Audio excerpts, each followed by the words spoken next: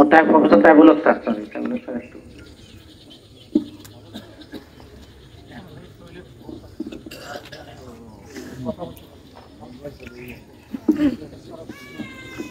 আসসালামু আলাইকুম।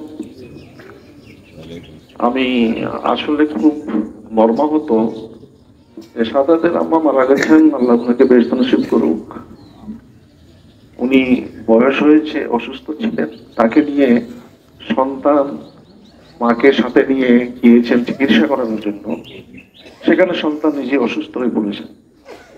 আল্লাহ মনে হয় তাকে খুব কঠিন পরীক্ষার ভিতর ফেলেইছে, যে এই মানসিক অবস্থার ভিতরে তার শারীরিক এই অবস্থা। আমি চাইবো যে আপনারা সবাই শাহাদাতের জন্য দোয়া করবেন, আল্লাহ যেন তাকে সুস্থ করে খুব দ্রুত। আর এখানে গণ্যমান্য সবাই আছেন, ওনারা আসছেন হৃদয়ের টানে শাহাদাতের মহব্বতে। আমিও খোঁজখবর নিয়েছি, শাহাদাতকে আমি ডাইরেক্ট ফোন করিনি, আমি মানিক এবং আরেক থেকে খবর নিতাম।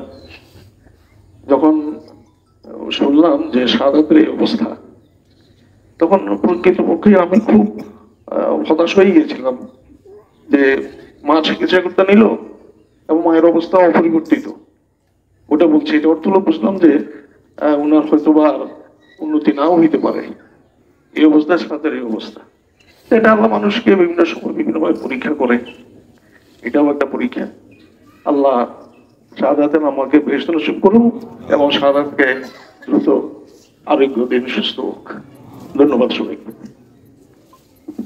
ধন্যবাদ। আপনাদের সময় নষ্ট না করে এখন ওনার একমাত্র ছেলে সম্পাদক শাহাদাত হোসেনকে খুব অল্প সময়, আমি আপনাদের কাছ থেকে আগেই ক্ষমা চেয়ে নিচ্ছি। ওনাকে 1 মিনিটের বেশি উনি কথা বলতে আমি নিজেই দেব না, হয়তো আমি মাইক্রোফোন টেনে নিয়ে যাবো, যাতে ওনাকে কথা বলার জন্য ডাক্তারে আমি আন্ডারটেকিং দিয়ে ওনাকে বের করে এনেছি।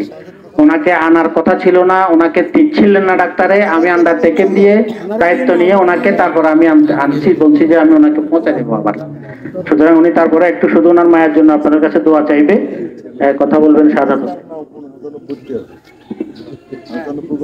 আসসালামু আলাইকুম।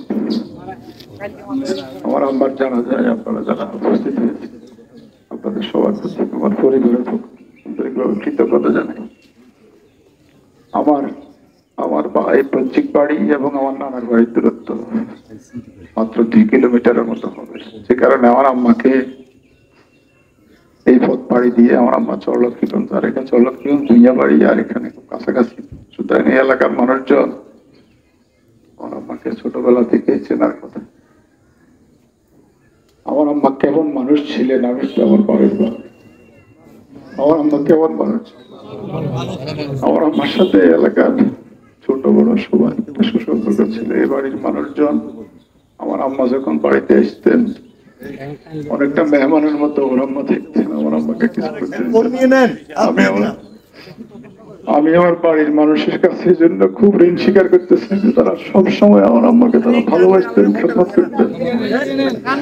দ্বিতীয়ত হচ্ছে যে গত শুক্রবার ঠিক এই সময়ে আমার আম্মার জন্য আমি ওনার রুমে গেছি, ওই সময় আমি হার্ট অ্যাটাক করছি এবং ডাক্তারেরা আমাকে বলছে যে আমার আম্মার উচিলে আমি বেঁচে গেছি। অর্থাৎ আমার অ্যাটাকটা যদি হসপিটালে না হইতো, বাইরে হইলে আমার অবস্থা যেটা হয়েছিল কাছে আমার বেঁচে থাকার কথা। তাও আমার 100% যে ব্লকটা হয়েছে কালকে আমার টোটাল চিকিৎসা তত্ত্বাবধান করছে আমার মামা শ্বশুর মেজবাল।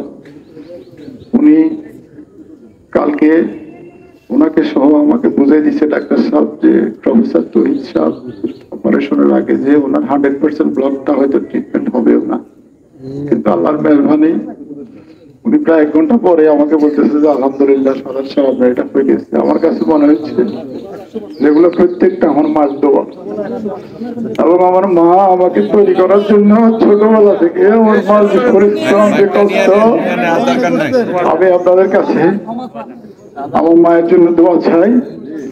আমার মা 2016 সালে হজ করেছেন, ওই টিমে মেজবা সাহেব ছিলেন।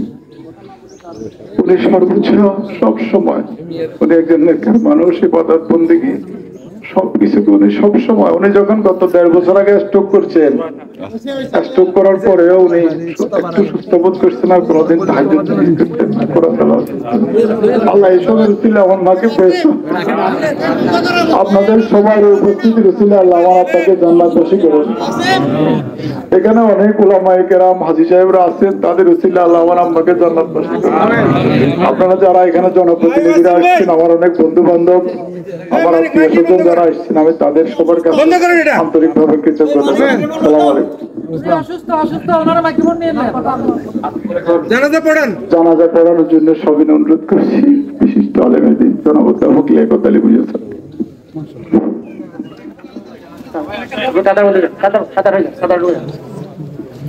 কথা বলা নিষেধ।